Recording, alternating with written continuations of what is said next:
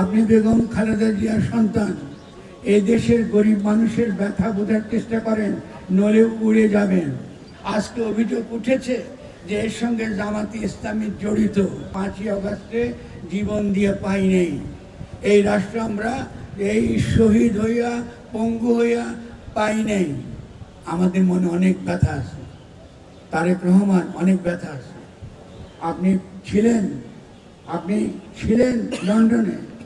আপনি বেগম খালেদা জিয়ার সন্তান।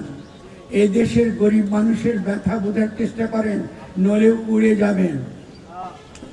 আপনি এখানে আসবার আগেই যখন আমরা 5ই আগস্টের গণঅভ্যুত্থান করেছি, তখন শুভেন্দু অধিকারী এই দেশে ঢুকবার জন্য, এই দেশে ঢোকার জন্য লোকজন নিয়ে সীমান্তে এসেছিল।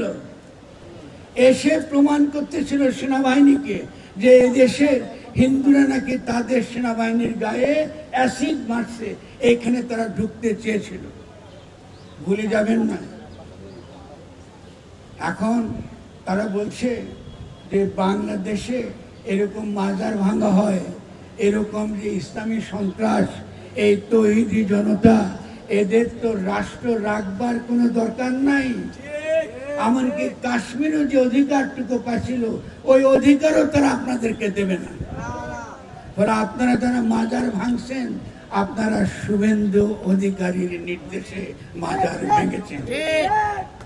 হিন্দুত্ববাদীদের আধিপত্য, তারা মসজিদ ভাঙছে, তারা বিভিন্ন ধর্মের এলাকা ভাঙছে, মানুষের ভক্তির জায়গা ধ্বংস করছে এবং সমস্ত ভারতবর্ষকে একটা বিরোধের মধ্যে ঢুকিয়ে দিচ্ছে, একটা যুদ্ধক্ষেত্র তৈরি করছে, পুরো উপমহাদেশকে যুদ্ধক্ষেত্রে পরিণত করছে। এই যে রাজনীতি, এই রাজনীতির পক্ষে দয়া করে এই মাজার আঘাত করে এটাকে ত্বরান্বিত করবেন না। শুভেন্দু অধিকারী এখন কিন্তু পশ্চিম বাংলায় বিজেপির মুখ্যমন্ত্রী, বিজেপির দলের। তিনি যে নীতি, ইসলাম নির্মূল নীতি, এই নীতি তিনি বাস্তবায়ন করবেন। ফলে ইসলামের সত্যিকারের যে জায়গা, আমাদের রসুলকে আমরা বলি তিনি রহমাতুল্লাহ আলামিন, সারা দুনিয়ার জন্য তিনি রহমত।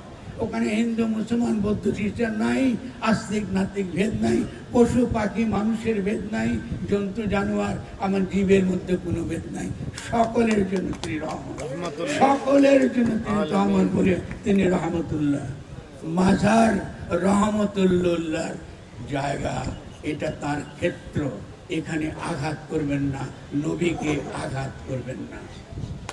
একে আঘাত করা মানে আপনারা রসুলুল্লাহর যে ধারা, আপনার তার উম্মত থেকে খারিজ হয়ে গিয়েছেন। আপনারা আমাদের দুশ্মন, আপনারা রসুলের দুশ্মন, আপনারা তার উম্মত হওয়ার কোনো অধিকার আপনারা রাখেন না। আজকে অভিযোগ উঠেছে যে এর সঙ্গে জামাতি ইসলামী জড়িত। আমি দুঃখ পেয়েছি শুনে, আমি পত্রিকায় দেখতেছি। আমি শফিক ভাইকে এর আগে বলেছি নির্বাচনের আগে, আপনি কিসের ভিত্তিতে বলেছিলেন যে ইসলামের নারী নেতৃত্ব হারাম?